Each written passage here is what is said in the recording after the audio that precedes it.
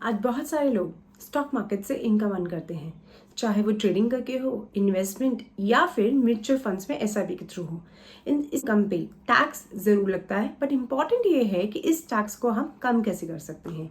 तो मैं हूं सी रुचि गुप्ता और आज हम बात करेंगे how to save tax on income from stock market. Stock market में हम दो तरीके से इन्वेस्टमेंट कर सकते हैं, चाहे इक्विटी में या फिर डेट में। आज हम बात करेंगे इन्वेस्टमेंट इन इक्विटी की। इक्विटी में इन्वेस्टमेंट हम दो तरीके से कर सकते हैं, या तो हम शेयर्स या स्टॉक होल्ड कर सकते हैं या फिर हम म्यूचुअल फंड्स और एसआईपी में इन्वेस्ट कर सकते हैं।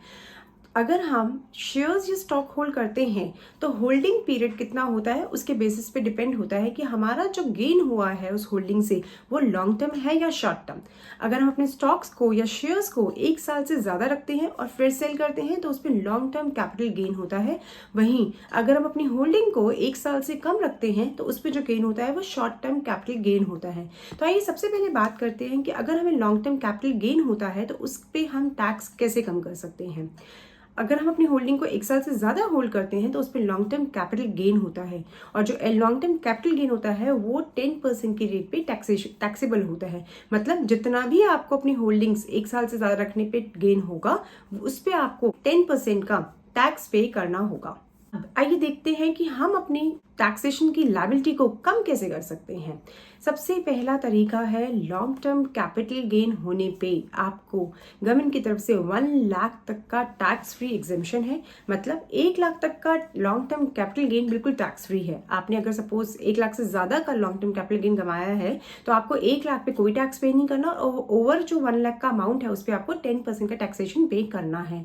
तो इस पे आपको प्लानिंग करने के लिए ये इंश्योर करना है कि हर साल आप 1 लाख तक का लॉन्ग टर्म कैपिटल गेन जरूर बुक कीजिए। अगर आप एक ऐसे इन्वेस्टर हैं जो शेयर्स या स्टॉक को लॉन्ग टर्म पर्पस के लिए होल्ड करते हैं, एक साल से ज़्यादा के लिए होल्ड करते हैं, तो एवरी ईयर आपको ये आइडेंटिफाई करना है कि आपकी ऐसी कौन सी इन्वेस्टमेंट है जिसपे आपको प्रॉफिट हो रहा है, ऐसा कौन सा इन्वेस्टमेंट है जो ग्रोइंग है। तो आपको आइडेंटिफाई करना है, आपको उसको सेल करके उस पर प्रॉफिट रिकॉग्नाइज करना है। एटलीस्ट 1 लाख तक का प्रॉफिट आपको हर साल रिकॉग्नाइज करना है, सो दैट आपको ये 1 लाख तक की एग्जेम्पशन मिल जाए।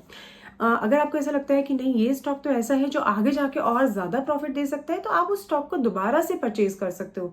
ऐसा करने से आपको दो बेनिफिट्स हो जाते हैं। एक तो आपने 1 लाख तक की एग्जेम्पशन का एडवांटेज उठा लिया। दूसरा, आपने जब उसे परचेज किया तो आपकी कॉस्ट ऑफ एक्विजिशन बढ़ गई, जिसकी वजह से जब उस स्टॉक को आप एक्चुअली फ्यूचर में सेल करेंगे तो जो नेट प्रॉफिट आएगा वो नई कॉस्ट ऑफ एक्विजिशन के अकॉर्डिंग आएगा, जो कि बढ़ चुकी है। तो आपका नेट प्रॉफिट कम हो जाएगा, तो उस वक्त की टैक्स लायबिलिटी भी आपकी कम हो गई। तो प्रॉफिट तो आपका आज बुक किया और फ्यूचर में बुक किया उसको मिला के सेम ही रहा, लेकिन आपकी टैक्स लायबिलिटी आज भी कम हो गई और फ्यूचर में भी कम हो गई। इस तरह से आपने दो एडवांटेजेस उठा लिए। तो एक तरीका तो ये है कि आपको अपना 1 लाख तक का टैक्स एग्जेम्पशन जो है लॉन्ग टर्म कैपिटल गेन पे, उसको हर साल रिकॉग्नाइज करना है।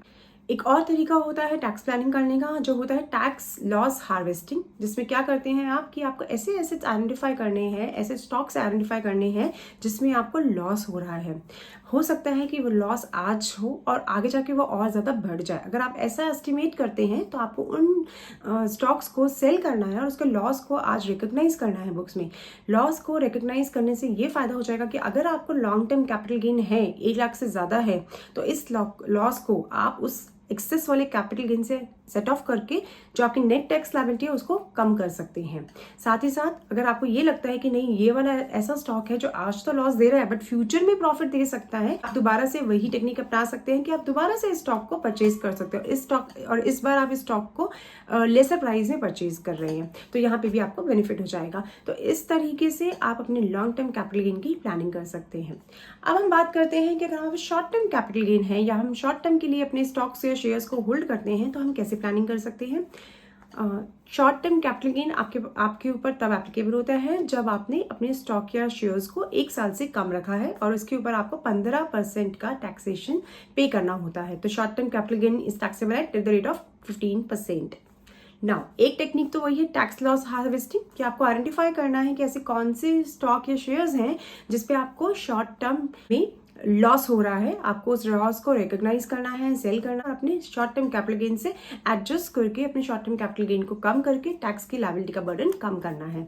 दूसरी टेक्निक मैं आपको बता देती हूँ जो बहुत सब लोगों को नहीं पता होगा, वो है शॉर्ट टर्म कैपिटल लॉस जो होता है वो आप शॉर्ट टर्म कैपिटल गेन से तो एडजस्ट कर ही सकते हैं, सेट ऑफ कर ही सकते हैं, साथ ही साथ उसे आप अपने लॉन्ग टर्म कैपिटल गेन से भी सेट ऑफ कर सकते हैं। अगर आप एक ऐसे इन्वेस्टर हैं जिसके पास बहुत सारा लॉन्ग टर्म कैपिटल गेन है और करंट ईयर में आपको शॉर्ट टर्म कैपिटल लॉस भी हुआ है, या फिर आप short term capital loss identify कर सकते हैं, तो आप इस लॉस को शॉर्ट टर्म कैपिटल गेन के बाद लॉन्ग टर्म कैपिटल गेन से भी एडजस्ट कीजिए और अपने नेट प्रॉफिट को कम कीजिए और अपनी टैक्स लायबिलिटी को भी कम कर सकते हैं। तो ये दो टेक्निक यूज करके आप अपनी प्लानिंग कर सकते हैं, अपनी इनकम फ्रॉम स्टॉक मार्केट की और अपनी टैक्स की लायबिलिटी को कम कर सकते हैं।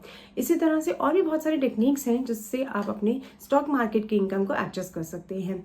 अगर आपको इस पर कोई क्वेरी है या आपके कोई और थॉट्स है तो आप प्लीज़ हमारे साथ शेयर ज़रूर कीजिए। इसके अलावा कोई ऐसा टॉपिक है जिसे आप हमारे साथ डिस्कस करना चाहते हैं तो प्लीज़ अपने व्यूज़ ज़रूर शेयर कीजिए। Till then, thanks for watching my video. Thank you.